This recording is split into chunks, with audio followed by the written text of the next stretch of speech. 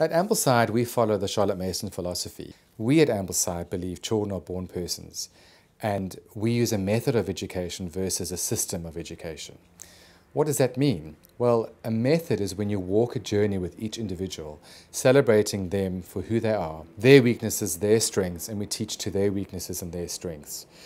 Ambleside is based on a philosophy of education, a three-pillared philosophy. First philosophy pillar is education is a discipline. What does that mean? Well, education as a discipline is where we train children in habit, the habit for living. If you're not intentionally building habit, habit is being formed anyway. Education as a life is the second pillar.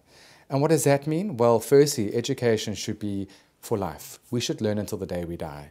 And we are all born with an innate desire to want to know. And so often it gets to a point and children lose that desire, because the system squashes it. There's homework, and there's tests, and there's competition, and there's performance, and they lose the desire to want to learn and grow. How do we do that? We do that with what Charlotte Mason coined living books. And a living book is a book that is rich in idea, full of ideas that produce new ideas.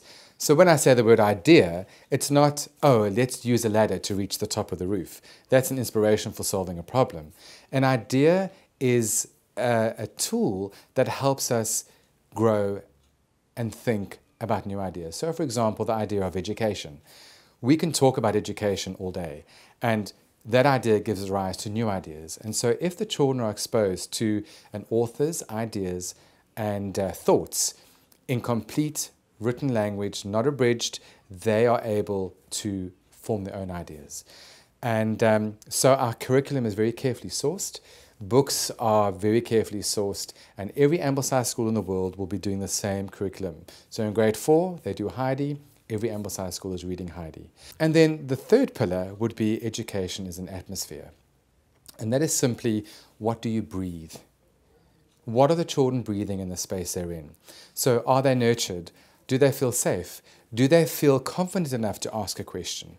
Do they feel that they have a right to say something in the group they're in? And that is done in a space where there's no competition. So there's no star charts and marks written on papers and demerits and merit systems. It's simply, what is your potential? And what is your potential? And as a teacher, it's my role to make sure I know what so-and-so's potential is and that they work to their potential. Competition is removed in the classroom. There's no comparing. It makes it a free space. And the children are engaged in the lessons. No one may hide away. We lean into weakness in a kind and gentle way because we want to support children. Children are either ignorant, they are either weak, or they're either rebellious. Rebellion comes very late, and it's very seldom. If they are ignorant, we inform the ignorance, we teach them. And then they're weak. They know what they should do, but they're weak to do it. So we then come alongside and support them in their weakness, and so the weaknesses become strengths.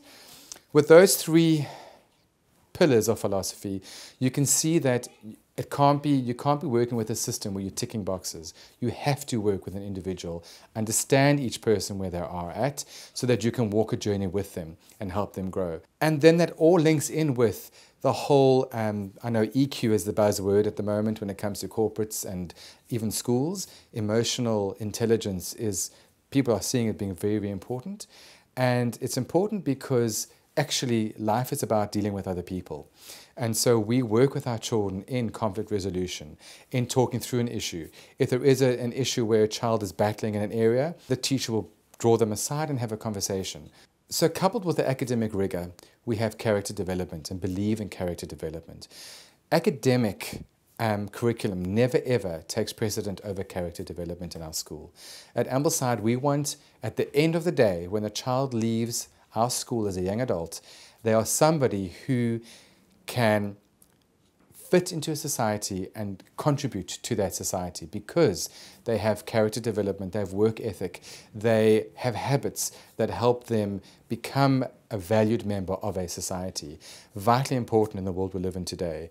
And we believe with the philosophy that underpins what we do, we're able to do that, where a lot of our children who have left and moved on in life have become leaders in their fields, have been very, very successful, and are able to engage with people on a relational level, which is one of the values we hold very, very dearly to what we do. That's why I value Ambleside and its philosophy.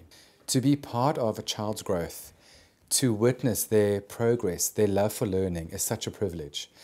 Whether it be staff members, teachers, parents, past students, to see the connection, to see how it has impacted their lives has been a gift. And that is something I'll treasure always. I still have students who have graduated, still in contact with me. I know what they're doing in their lives. They are successful. There's a real connection. There's a real relationship. And that's what makes Ambleside so unique.